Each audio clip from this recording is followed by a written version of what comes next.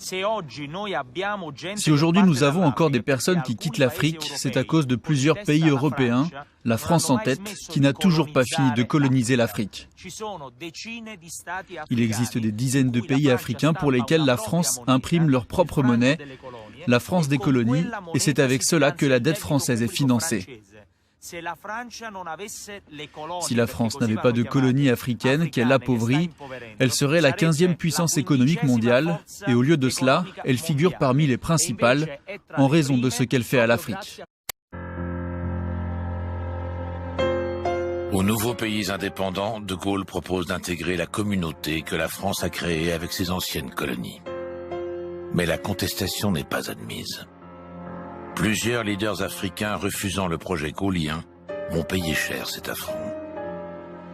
L'expérience acquise dans la lutte contre le FLN va servir aux SDEC en Afrique noire.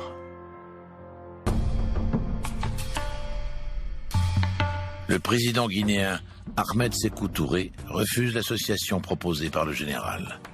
Il se rapproche du bloc soviétique. Le SDEC va dès lors s'employer à le déstabiliser et faciliter la prise du pouvoir par l'opposition. Les services français font circuler de la fausse monnaie guinéenne qui inonde bientôt le marché. L'économie locale s'effondre. La manœuvre est malvenue et dérisoire car le leader guinéen se rapprochera durablement de l'URSS. Au Cameroun, le leader du parti d'opposition UPC, Félix Moumié, lutte contre le régime d'Amadou Ahidjo mis en place par Foccart. William Bechtel, ancien du BCRA, réserviste doyen du service Action, est envoyé à Genève pour l'assassiner. Que notre conférence adopte la nécessité de dire clairement que nous ne pouvons pas payer la dette. Non pas dans un esprit belliqueux, belliciste. Ceci pour éviter que nous n'allions individuellement nous faire assassiner. Si le Burkina Faso tout seul refuse de payer la dette, je ne serai pas là à la prochaine conférence. Faisons en sorte également que le marché africain soit le marché des Africains. Produire en Afrique, transformer en Afrique et consommer en Afrique. Produisons ce dont nous avons besoin et consommons ce que nous produisons au lieu d'importer. Les rapports entre Sankara et la France vont s'envenimer. Quand, après les élections législatives françaises de 1986, le président François Mitterrand doit partager le pouvoir avec la droite. Jacques Chirac, nommé Premier ministre, rappelle aux affaires africaines Jacques Foccart, célèbre monsieur Afrique de De Gaulle, dont il revendique les idées néocolonialistes. On feint de croire que Jacques Foccart serait une sorte de franc-tireur, un électron libre. Rien n'est plus inexact. Aux mains du général, il est une arme. Foccart est l'instrument du général, lui. Le général de Gaulle n'a jamais aimé les services secrets et ces méthodes de gangster des services secrets. Alors, il fermait les yeux, là, et puis il avait un Deus ex machina qui était Foccart. Il faisait ça par personne interposée, mais il ne voulait pas le savoir. L'Afrique, à nouveau secouée par le démon du coup d'État. La nouvelle a été confirmée ce matin à Ouagadougou. Thomas Sankara, ancien chef d'État du Burkina Faso, l'ancienne Haute-Volta, a été tué hier lors de l'attaque du palais présidentiel. 1960, que la France appuie avec ses mercenaires autour de Bob Denard. Foccart est présent avec ses mercenaires lors de la sécession de la province pétrolière du Biafra. Le soutien clandestin de la France a prolongé le conflit de plusieurs années et provoqué la mort de dizaines de milliers de personnes dans une catastrophe humanitaire majeure. Derrière cette opération, en réalité, il y avait un intérêt pétrolier indiscutable des Français qui se disaient, tiens, si on met la main sur le pétrole, ça serait pas mal. En réalité, la guerre du Biafra, c'est une guerre entre les compagnies pétrolières, je dirais, anglophones, et les Français. On peut habiller ça comme on veut, mais le fond de l'histoire, il est là. Au prix de milliers de vies. Pardon ? Au prix de milliers de vies. Ah oui, ça c'est sûr. Ça, je vous dis pas le contraire. À partir du moment, par exemple, où vous récupérez des minerais qui vont être traités ensuite en France, à partir du moment où vous extrayez du pétrole et que c'est du bon...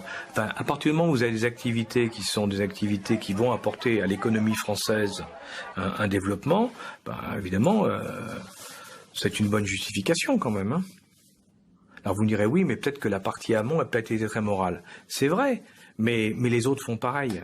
Alors vous me direz, c'est pas une excuse. Hein, ça c'est vrai.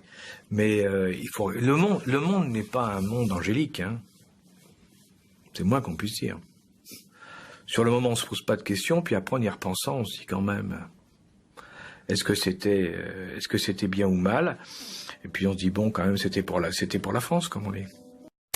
Konna a été le théâtre d'une bataille décisive avec les combattants islamiques du groupe Ansar-Din. C'est ici qu'ils ont été encerclés par les troupes françaises. Un mémorial en hommage aux premiers soldats français tués pendant ces affrontements a été érigé sur l'unique route qui permet d'entrer et de sortir de la ville. Mais ce qui n'a pas été immortalisé est le fait que sur cette même route, un convoi de véhicules transportant des centaines de combattants islamiques et leur chef, Iyad Agali, a réussi à s'échapper sous le nez des Français. Comment de grandes puissances mondiales se mettent ensemble pour des gens qui ne sont que, en réalité, des groupuscules à travers le monde, et ils pensent qu'ils sont dans une guerre sans fin. Ça veut dire qu'en réalité, on ne veut pas poser les véritables problèmes. C'est comme si l'Occident vit des guerres. Le bassin de Taoudéni, qui s'étend de la Mauritanie à l'Algérie, couvrant le Nord Mali. Il existe des gisements en quantité non négligeable, mais dans une zone très vaste, peut-être plus grande que le Texas ou équivalente aux 2/3 de l'Europe. D'être en reste, la France annonce alors qu'elle compte accroître sa présence militaire au Sahel avec le redéploiement de 3000 soldats.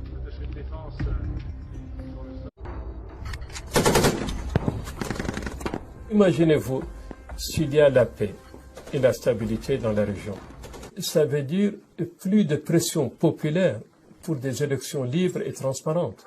Donc beaucoup de gens ne veulent pas de paix. Donc il y a des tas d'intérêts multiples qui encouragent l'instabilité.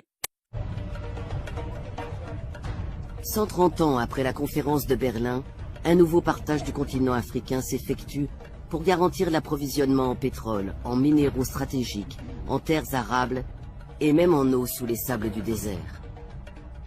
Les batailles actuelles s'inscrivent dans une guerre sans fin, à la fois géopolitique et géoéconomique. Et ce, dans un monde où les ressources sont de plus en plus rares et convoitées. Nos soldats, leurs familles, nos blessés et nos disparus. Parce que face aux dangers auxquels nous sommes confrontés, face à la menace qui est permanente, ils ont choisi de s'engager. Ils sont là. Et grâce à eux, nous sommes heureux, nous sommes heureux, nous sommes heureux. Qui aura l'Afrique dominera le monde. C'est une vérité. Parce que qui aura l'Afrique sera maître des matières premières dans le monde. Soit qu'il développe ces matières, valorise ces matières premières pour son économie, ou soit qu'elle empêche que sa matière première parvienne au camp adverse.